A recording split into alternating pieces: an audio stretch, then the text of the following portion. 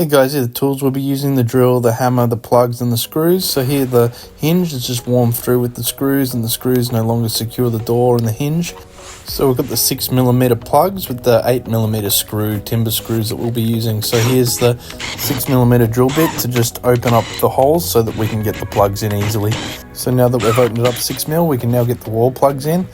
And we're just hammering in like so and cutting off any excess. So each plug is about 25mm long, and we were able to cut each plug in half and just use half a plug, which was a perfect length for each hole. Now if this is something you're keen to tackle, then I'll leave the link below for the wall plugs, the screws and also the drill bit. So here I'm just cleaning up all the wall plugs here so that it's going to be flush with the hinge, so that it's seated perfectly nice against the timber. So this is the last wall plug I'm doing. So now it's time to line up the hinge and make sure it's all flush, and now put the 8-gauge screws in.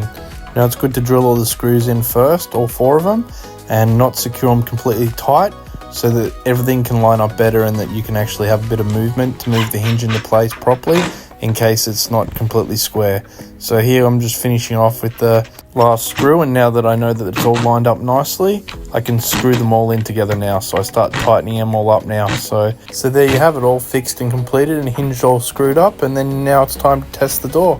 So it's closing perfectly and straight and square, and I'm really happy with that, and I hope that helps you guys out. So see you next time.